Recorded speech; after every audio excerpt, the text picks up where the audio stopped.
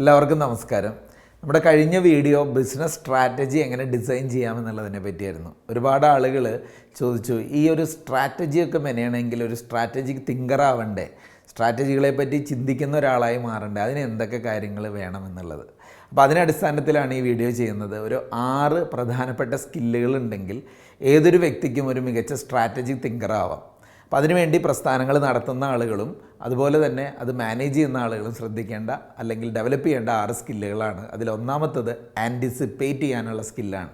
Anticipate ചെയ്യുക എന്ന് പറഞ്ഞാൽ പ്രതീക്ഷിക്കാനുള്ള, അതായത് ചില കാര്യങ്ങളൊക്കെ നമ്മുടെ ബിസിനസ്സിൽ വരുമെന്ന് മുൻകൂട്ടി പ്രതീക്ഷിച്ചുകൊണ്ട് പ്രവർത്തിക്കാനുള്ള അവസ്ഥ, അത് ഒരു സ്ട്രാറ്റജി തിങ്കർക്ക് ഉണ്ടായിരിക്കേണ്ടതാണ്.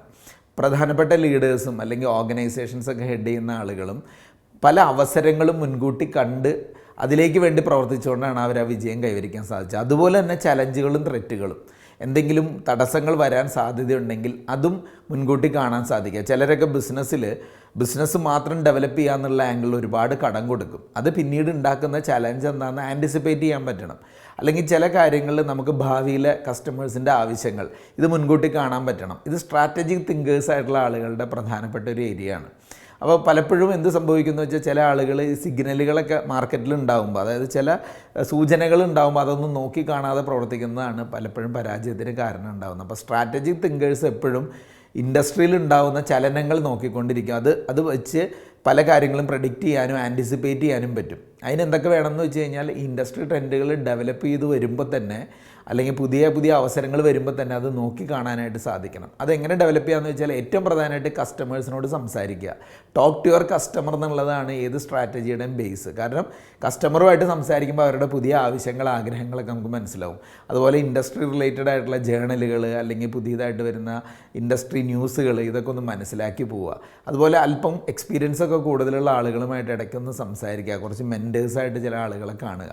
ഇതൊക്കെയാണ് ഇതിനുള്ള മാർഗം. രണ്ടാമത്തെ കാര്യം ചലഞ്ച് ചെയ്യാനുള്ള കഴിവ് എന്ന് വെച്ചാൽ സ്വന്തം സ്റ്റാറ്റസ് ക്യൂ, അതായത് ഇപ്പം നിൽക്കുന്ന അവസ്ഥ എനിക്കിത് പോരാ, എനിക്കിനിയും ഉയരണം എന്നുള്ളൊരു കാഴ്ചപ്പാട്, നമ്മുടെ ചിന്താഗതികൾ, നമ്മളുടെ അറിവ്, ഇതിനെ ചലഞ്ച് ചെയ്യാനുള്ളൊരു മൈൻഡ് സെറ്റ് ഒരു സ്ട്രാറ്റജി തിങ്കർക്ക് ഉണ്ടാവും. കാരണം അങ്ങനെ നമ്മളെ തന്നെ വെല്ലുവിളിക്കുമ്പോഴാണ് ഒരു ബെറ്റർ വേർഷൻ ഓഫ് നമ്മൾ ഡെവലപ്പ് ചെയ്യുന്നത്. അതിനെന്ത് വേണമെന്ന് വെച്ചാൽ, ഒരു 5 വൈ മെത്തേഡൊക്കെ ഉപയോഗിക്കുക. വൈ എന്നുള്ളൊരു കാര്യമുണ്ടല്ലോ. എന്ത് കാണുമ്പോഴും അതങ്ങനെ സ്വീകരിക്കുന്നതിന് പകരം ഇതെന്തുകൊണ്ടാണ് ഇങ്ങനെയായത്, എന്തുകൊണ്ടാണ് അങ്ങനെ ഒരു 5 വട്ടം ചിന്തിച്ച് പോയാൽ പലതിൻ്റെയും റൂട്ട് കോസ് ഐഡൻറ്റിഫൈ ചെയ്യാൻ പറ്റും. അതുപോലെ തന്നെ പല കാര്യങ്ങളും കുറേയും കൂടെ ആഴത്തിൽ കണ്ടുകൊണ്ട് നമുക്ക് നമ്മുടെ പേഴ്സണൽ ഗ്രോത്തിനും ഓർഗനൈസേഷൻ്റെ ഗ്രോത്തിനും ഒക്കെ വർക്ക് ചെയ്യാൻ വേണ്ടി പറ്റും. അപ്പോൾ ചലഞ്ച് ചെയ്യാനുള്ള മൈൻഡ് സെറ്റാണ് സ്ട്രാറ്റജി തിങ്കർ ആവുന്നതിൻ്റെ രണ്ടാമത്തെ കാര്യം. തേർഡ് വൺ ഈസ് ഇൻ്റർപ്രറ്റ് ചെയ്യാനുള്ള കഴിവ്, വ്യാഖ്യാനിക്കാനുള്ള കഴിവ്. പലപ്പോഴും പല ലീഡേഴ്സിനെ നമ്മൾ നോക്കിക്കഴിഞ്ഞാൽ കാണാം, അവരിലേക്ക് കുറേ ഇൻഫർമേഷൻ എത്തുമ്പോൾ ആ ഇൻഫർമേഷൻ എടുക്കുക എന്നുള്ളത് മാത്രമല്ല, അതിൽ നിന്ന് എന്താണ് ഉൾക്കൊള്ളേണ്ടത്. പലരും പല റിപ്പോർട്ടുകളും സ്ഥാപനങ്ങളിലെ MISകളൊക്കെ നോക്കും. P&L നോക്കും, cash flow statement, fund flow statement, അല്ലെങ്കിൽ ബാലൻസ് ഷീറ്റ്, അല്ലെങ്കിൽ പലപ്പോഴും സെയിൽസ് അനാലിസിസ്, കുറേ ഇൻഫർമേഷൻസ്. ഇന്ന് പ്രത്യേകിച്ചും സോഫ്റ്റ്വെയറുകളൊക്കെ വളരെ അധികം അവൈലബിൾ ആയി കഴിഞ്ഞപ്പോൾ ഇഷ്ടംപോലെ ഡാറ്റ നമ്മളിലേക്ക് വരുന്നുണ്ട്. പക്ഷേ ഇതിൽ നിന്ന് വ്യാഖ്യാനം, അതാണ് ഏറ്റവും ഇമ്പോർട്ടൻറ്റ്. ഇതിൽ നിന്ന് എന്ത് ഉൾക്കൊള്ളണം, എന്ത് ചേഞ്ച് നമ്മുടെ ഓർഗനൈസേഷനിൽ വരുത്തണമെന്ന് അസസ് ചെയ്യാനുള്ള കഴിവ്. അപ്പോൾ അതുകൊണ്ട് എന്താണെന്ന് വെച്ചാൽ, ഒരു സോ വാട്ട് എന്ന് പറയുന്ന ഒരു കാര്യം, അതുകൊണ്ട് എന്താണ്, ഒരു ഇൻഫർമേഷൻ കാണുമ്പോൾ അതിൽ നിന്ന് എന്താ അതുകൊണ്ട് ഇങ്ങനെ, അല്ലെങ്കിൽ ഇതിൽ നിന്ന് എന്താ എടുക്കണ്ടേ, അല്ലെങ്കിൽ എന്തെങ്കിലുമൊക്കെ പ്രോബ്ലംസ് എടുത്തിട്ട് അതിൽ നിന്ന് നമ്മൾ ചോദ്യം ചെയ്യണം, എന്തുകൊണ്ടാണ് ഈ പ്രോബ്ലം സംഭവിച്ചത്, നമ്മുടെ ബിസിനസ്സിൽ ഇത് എത്രത്തോളം ബാധിച്ചിട്ടുണ്ട്. ഇങ്ങനെയുള്ള കാര്യങ്ങൾ വിശകലനം ചെയ്യാനും വ്യാഖ്യാനിക്കാനുമുള്ള കഴിവാണ് ഒരു സ്ട്രാറ്റജി തിങ്കറിലേക്കുള്ള ഡെവലപ്മെൻറ്റിൽ ഏറ്റവും ഇമ്പോർട്ടൻറ്റ്. നാലാമത്തെ കാര്യമാണ് deciding skill, decision making skill. Strategy thinkers എപ്പോഴും എന്താണെന്ന് വെച്ച് കഴിഞ്ഞാൽ നന്നായിട്ട് ഡിസിഷൻസ് എടുക്കുന്ന ആൾക്കാരായിരിക്കും. എന്തെങ്കിലും ഒരു കാര്യമൊക്കെ ചിന്തിക്കുമ്പോൾ അതിൽ നിന്ന് ഏറ്റവും മികച്ച ഡിസിഷൻ എടുക്കാനായിട്ട്, അല്ല വെറുതെ എങ്ങനെയെങ്കിലും ഒരു തീരുമാനം എടുക്കുക എന്നുള്ളതല്ല, കറക്റ്റായിട്ട് ഗോൾ ഓറിയൻറ്റഡ് ആയിട്ട് ചില ഡിസിഷൻ ക്രൈറ്റീരിയ ഒക്കെ വെച്ച് വിവിധ ഓപ്ഷൻസ് വർക്ക് ചെയ്ത് അതിൽ ഓരോന്നിനെ ഒരു കോസ്റ്റ് ബെനിഫിറ്റ് അനാലിസിസ് ഒക്കെ ചെയ്ത് എന്നിട്ട് തീരുമാനം എടുക്കുന്ന ആൾക്കാരായിരിക്കും. വളരെ വേഗതയിൽ തീരുമാനം എടുക്കുക എന്നുള്ളത് മാത്രമല്ല, വളരെ വ്യക്തമായ തീരുമാനങ്ങൾ എടുക്കുന്നവരായിരിക്കും. അഞ്ചാമത്തെ കാര്യം അലൈൻ ചെയ്യാനുള്ള കഴിവ്.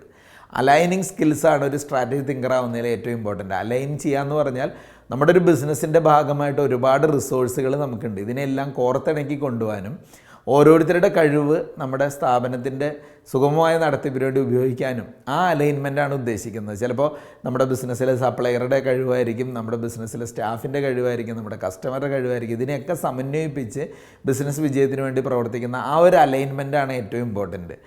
എല്ലാവരെയും കോർത്തിണക്കി കൊണ്ടുപോകാൻ പറ്റിയാലാണ് ഒരു ഓർഗനൈസേഷൻ സക്സസ്ഫുൾ ആവുന്നത്. ആൻഡ് ഫൈനലി 6ാമത് പറയാനുള്ളത്, ലേൺ ചെയ്യാനുള്ള കഴിവാണ് സ്ട്രാറ്റജി തിങ്കറായി ഒരാളെ മാറ്റുന്നത്.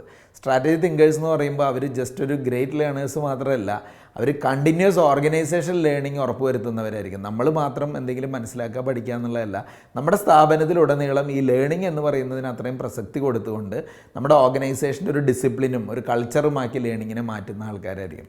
അപ്പോൾ ഈ ഒരു 6 സ്കില്ലുകൾ നമ്മളിലുണ്ടെങ്കിൽ നമുക്ക് തന്നെ ഉറപ്പിക്കാം നമ്മളൊരു സ്ട്രാറ്റജിക് തിങ്കറായി മാറിക്കൊണ്ടിരിക്കുകയാണ്. ആൻറ്റിസിപ്പേറ്റ് ചെയ്യാനുള്ള കഴിവ്, ചലഞ്ച് ചെയ്യാൻ, സ്വന്തം അവസ്ഥയെ ചലഞ്ച് ചെയ്യാനുള്ള കഴിവ്, കിട്ടുന്ന വിവരങ്ങളെ ഇൻ്റർപ്രറ്റ് ചെയ്യാനുള്ള കഴിവ്, ഡിസിഷൻസ് എടുക്കാനുള്ള കഴിവ്, കാര്യങ്ങളെല്ലാം കോർത്തിണക്കി അലൈൻ ചെയ്ത് കൊണ്ടുപോകാനുള്ള കഴിവ്, ലേൺ ചെയ്യാനുള്ള കഴിവ്, ലേണിങ്ങിനെ പ്രോത്സാഹിപ്പിക്കാനുള്ള കഴിവ്, ഇതൊക്കെയാണ് ഒരു സ്ട്രാറ്റജി തിങ്കറായി മാറാൻ നമുക്ക് ആവശ്യമുള്ളത്. അപ്പോൾ ഈ കഴിവുകളൊക്കെ ഒന്ന് സ്വായത്തമാക്കുക, മികച്ചൊരു സ്ട്രാറ്റജി തിങ്കറാവുക, വിജയം കൈവരിക്കുക. Thank you.